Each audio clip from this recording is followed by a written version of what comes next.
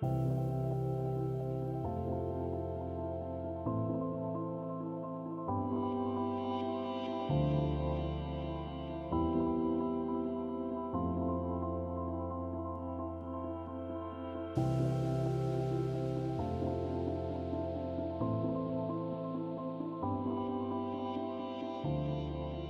education, it's not about the people, it's the right people. Because there's always people, but we're not just looking for people, we're looking for the right people. So we start with moral purpose. Then we start with, the second piece is, can they collaborate with others? Have they demonstrated that they were collaborative? Because one of the pieces that, to work with a high poverty situation, you need lots of people.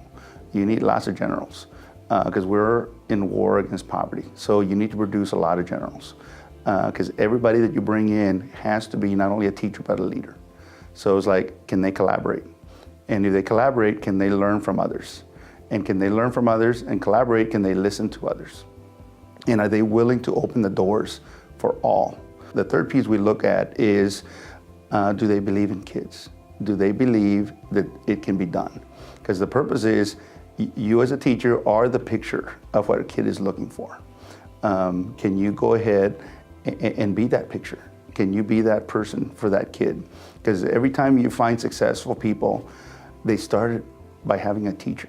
When I actually graduated from high school, that was in Kennewick High School. I graduated, and I actually graduated with multiple of my very good friends. But unfortunately, none of them actually pursued a degree after high school. And I always thought that I could be the one who could make a difference for students like me and my friends. We are all here for the students. And because of those students is what makes it tough, because we have a larger job to do than maybe in some other high schools. But that's exactly why they need us here, and that's exactly why we stay. For us, we are looking for individuals who share common experiences with our students. And by that, I mean teachers that have experienced poverty, for example, teachers that have experienced migration, that come from other places, teachers that have experienced agricultural life, teachers that have experienced hardship. That is important for us as a system, because we know that this is a difficult job as it is. It takes a special kind of person to understand and to deal with some of the baggage that our students come to us with. So if you do not select the right person, chances are that you're going to get turnover. I wanted to come back to the area. I'm originally from Kennewick, Washington, so I knew that I wanted to come back to a place where I was familiar with things, back home, and I wanted to do my student teaching in a place that I knew something of the clientele that I would be serving, that I felt that I could meet a need, or where I knew that I had a place to learn and grow, in addition to helping my students learn and grow. And so Pasco, to me, was that.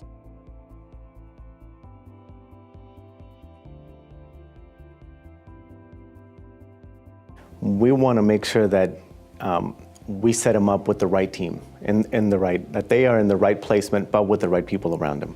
We also have our induction program that we would like all of our teachers to go through, and most of our teachers haven't experienced anything like that.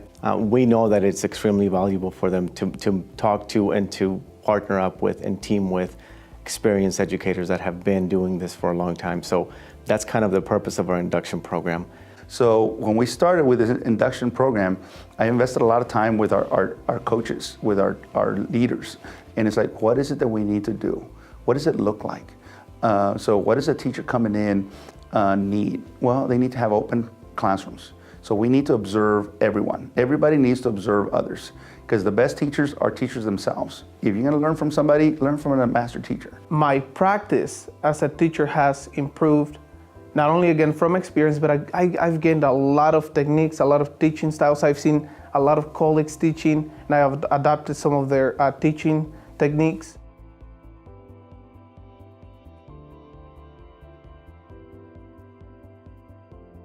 And we allow them to be who they are. We allow them to come in and give us, or give their students, give their content area a piece of who they are. And I think that is very, very important, that it's personalized content for them. We want to make sure that it's unique, and we want to make sure that We provide extensive opportunities for support. And again, having communication, having dialogue with your colleagues, I think it's very, very important for our teachers. And we are there with them every step of the way. We want to make sure that whether it's our instructional coaches, our administrative team, our department chairs, that they are always available for our teachers to, if they have a question, we're there to answer. In our world languages department, we meet weekly or bi-weekly sometimes to compare best practices, to ask each other, how's it going with you? Or I'm struggling with this student that you had last year. He's struggling in this content area. So we really bounce ideas off of each other, and we work on our units together to make sure that we're as uniform as possible so that every kid is getting the same opportunity no matter which teacher he takes the class with, he or she. So when I came to Pasco, I wanted to be in a place where I knew that if I chose to invest time and effort, then that investment would be returned to me, and that the people that I work with and work for would invest trust in me and invest their time and sometimes their money in my ideas. And so I really found that at Pasco High. Yes, so school administrators, they're just awesome. I could just summarize it by telling you they're awesome.